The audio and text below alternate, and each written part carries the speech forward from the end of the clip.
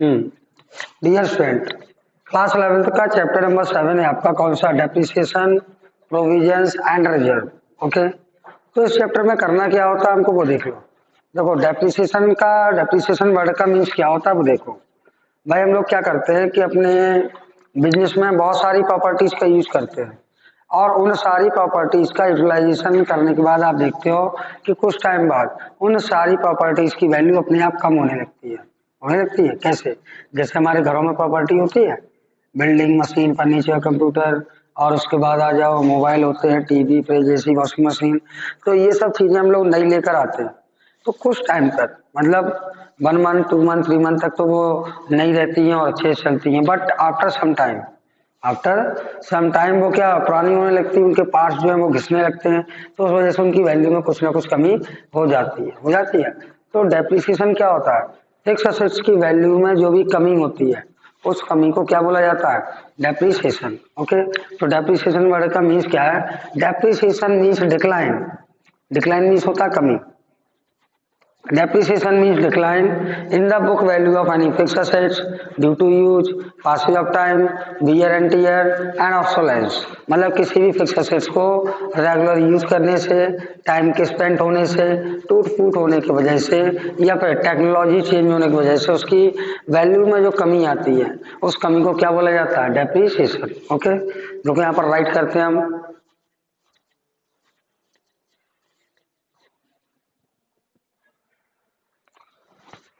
तो देखो अब करना क्या आपका कि डेप्रिसिएशन का मीनिंग क्या होता है, सुन लो अच्छे से। यहाँ पर आपको बोर्ड पर दिखाई दे रहा है कि आपका डेप्रिसिएशन का meaning, depreciation means decline in the book value of any fixed assets due to use, passage of time, wear and tear and obsolescence. कि किसी भी फिक्स एसेट्स को रेगुलर यूज करने से, टाइम के स्पेंड होने से उसमें कोई कमी हो जाए या फिर आपका टेक्नोलॉजी चेंज हो जाती है तो उस वजह से हमारी फिक्स एसेट्स की वैल्यू में जो भी कमी होती है उस कमी को क्या बोला जाता है? डेप्रिसिएशन। ओके, अब आइए इसके बाद आगे क्या करना आपको। Examples of depreciation, examples of depreciable assets are. जो एसेट्स पर आप डेप्रिसिएशन चार्ज करोगे उसके डेप्रिसिएशन क्या क्या वो एग्जाम्पल्स क्या क्या होते हैं वो देखो।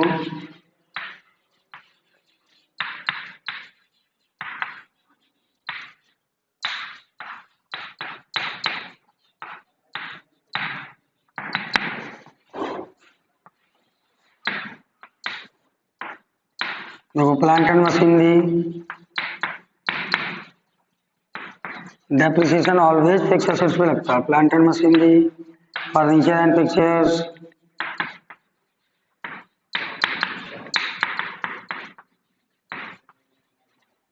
कंप्यूटर टाइपराइटर,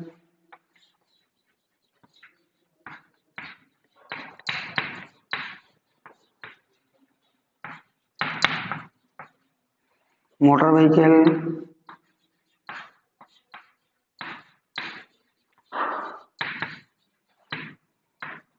कैशन एंड, ये नहीं होता आपका। उसके बाद आओ क्या हो गया? Plant and machinery, furniture fixtures, computer typewriter, motor vehicle.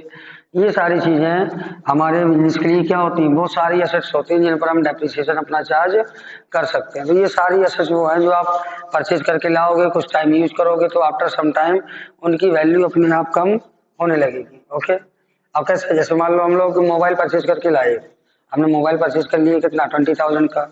अब उस मोबाइल को क्या किया जाएगा?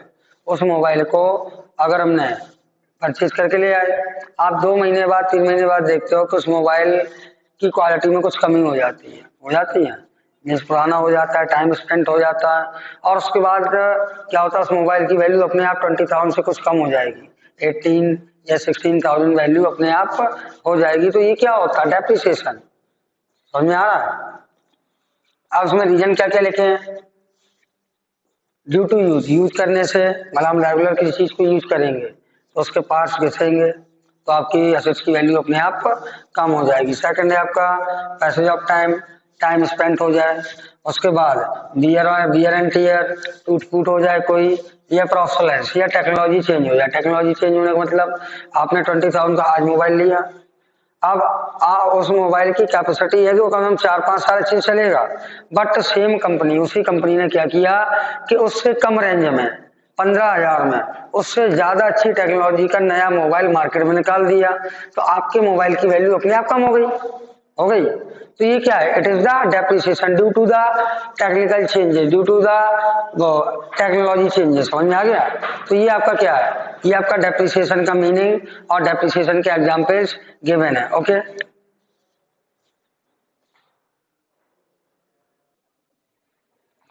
हाँ देखो अब क्या करना आपका कि फर्स्ट पॉइंट है आपका it is decline in the book value of any fixed assets, कि आपका जो डेप्रिसिएशन होता है ये क्या होता है? ये हमारी फिक्स्ड एसेट्स की जितनी वैल्यू कम हो जाती है, ये उस कम हुई वैल्यू को क्या बोला जाता है? डेप्रिसिएशन।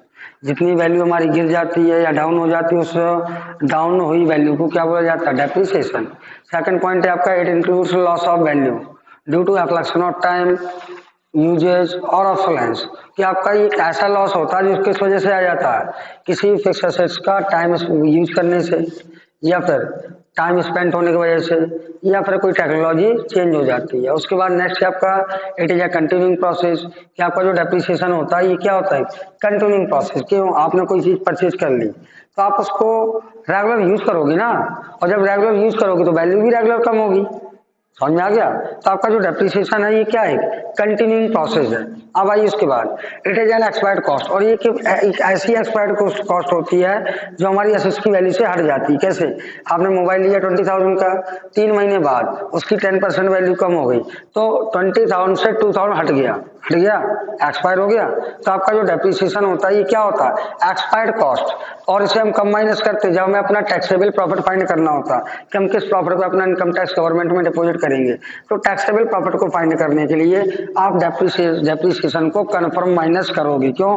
ऐसा गवर्नमेंट का ऑर्डर है कि आप डेप्रिसिएशन वगैरह लेस करके दिखाओगे।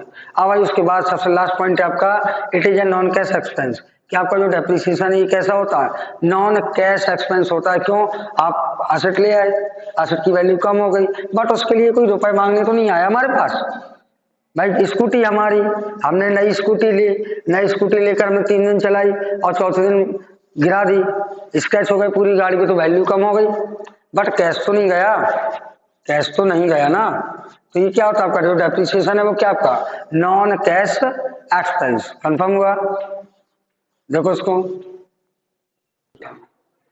हाँ देखो बेटा, अब आपका टॉपिक है depreciation and other similar term. तो डेप्रिसिएशन की जैसे और भी चीजें आपकी होती हैं, तो कौन सी चीज किस पर अप्लाई की जाती है वो देखो। एक होता है डेप्रिसिएशन, और एक होता है आपका डेप्लेशन, और थर्ड होता है आपका अमोर्टाइजेशन।